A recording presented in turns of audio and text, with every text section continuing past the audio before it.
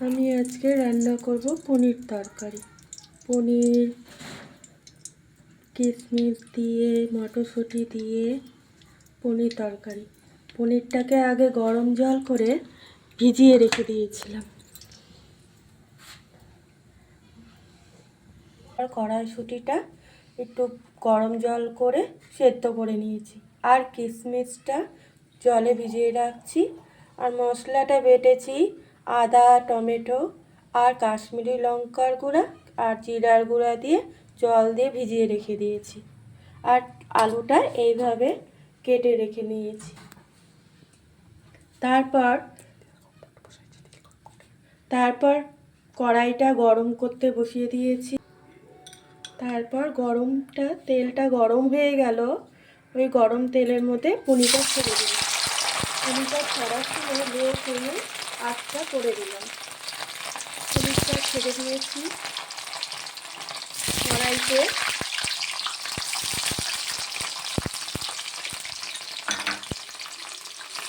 লবণ দিয়ে হালকা করে ভেজে নেব।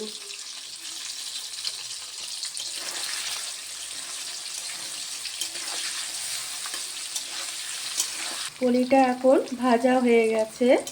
আমি পনির তরকারি রান্না করলে পনিরটা হালকা করে ভাজি। এখন উঠিয়ে নেব।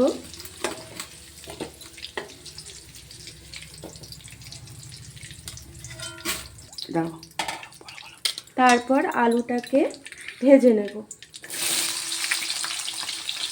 ফ্লেমটা বাড়িয়ে দিয়েছি। এখন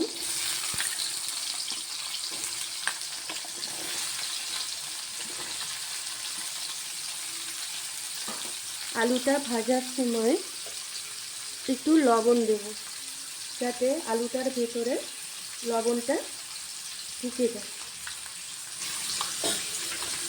এবার আলুটাকে লাল করে একটু ভেজে নেব।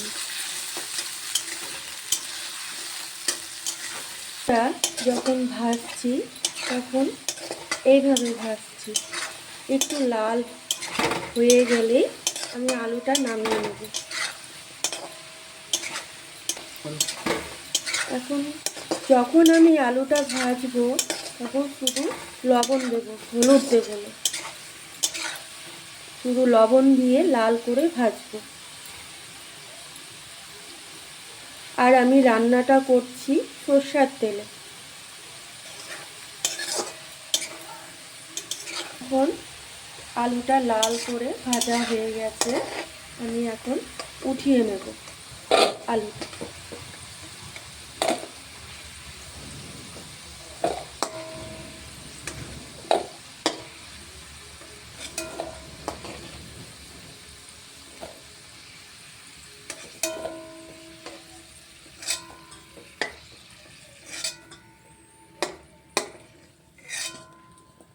উঠিয়ে নেওয়ার পর এর মধ্যে গরম তেলের মধ্যে এলাচ, দারচিনি কেটে রেখেছিলাম, সেটা ফোড়নে দিলাম। তারপর দিয়ে দিলাম শুকনো লঙ্কা। একটু ভাজা হয়ে গেলে তারপর এর মধ্যে দিয়ে দেব তেজপাতা, তারপরে গোটা জিরা।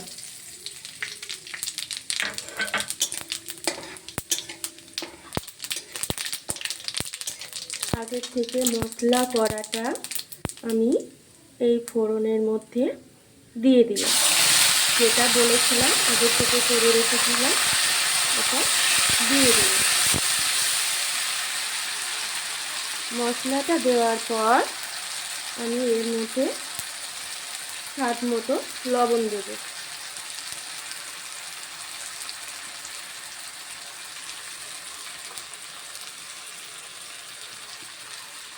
তারপর এর মধ্যে হলুদ গুঁড়ো দেব।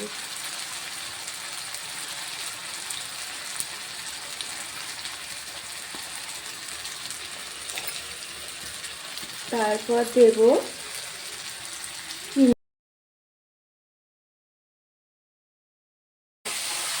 একটু অল্প ভাজা ভাজা হয়ে গেলে আমি এর মধ্যে দিয়ে দেব আগে থেকে ওই লাল করে আলু ভাজাটা। মশলাটা কষিয়ে নিচ্ছি। এখন আমি এই সময় দিয়ে দেব আগের থেকে ভেজে রাখা লাল করে আলুগুলো।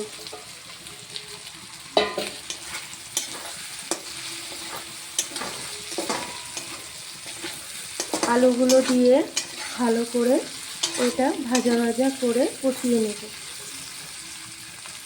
একদম এইখানে কড়াই কষানো হয়ে গেছে। এর মধ্যে দিয়ে দেব কয়েকটা কাঁচা লঙ্কা, আর কালার হওয়ার জন্য দিয়েছি কাশ্মীরি লঙ্কার গুঁড়ো।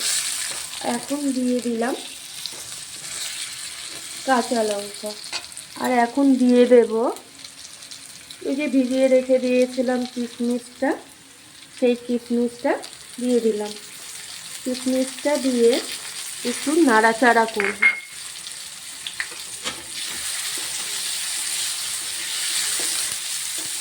নাড়াচাড়া করে অল্প নাড়াচাড়া করে গরম জল করে রেখেছিলাম আগে থেকে, সেই গরম জলটা দেব। পরিমাণ মতো গরম জলটা দিলাম। তারপরে নাড়াচাড়া করে এর মধ্যে দিয়ে দেব আগের থেকে একটু সেদ্ধ করে রেখে কড়াইশুঁটিগুলো।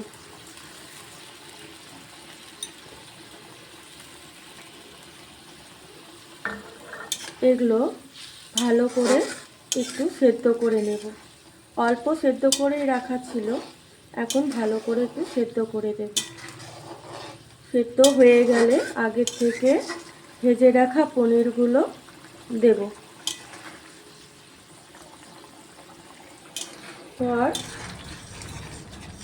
এখন দিয়ে দেব এর মধ্যে, হাওয়ার মধ্যে এখন আলুগুলো সেদ্ধ হয়ে গেছে, মটরশুঁটিগুলো সেদ্ধ হয়ে গেছে, কিশমিশ দিয়েছিলাম সেগুলো সেদ্ধ হয়ে গেছে। এখন আগের থেকে ভেজে রাখা পনিরগুলো দিয়ে দিলাম। আমি কিন্তু পনিরগুলো হালকা করে ভেজেছিলাম। পনিরগুলো দিয়ে আর একটু শুকিয়ে নেব ঝোলটা। দিয়ে ঝোলটাকে একটু ফুটিয়ে নিলাম। পনিরটার মধ্যেও একটু ঝোলটা ঢুকে গেল।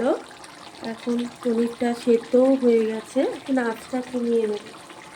আঁচটা কমিয়ে নেওয়ার পর আমি গরম মশলার গুঁড়ো দিলাম অল্প পরিমাণে, কারণ আমি যখন ফোড়ন দিয়েছিলাম ওর মধ্যে দিয়ে দিয়েছিলাম গোটা এলাচ, দারচিনি, সেজন্য আমি অল্প পরিমাণে গরম মশলার গুঁড়ো দিলাম। তারপর ঘি দিয়ে, অল্প পরিমাণে ঘি দিয়ে নামিয়ে নেব।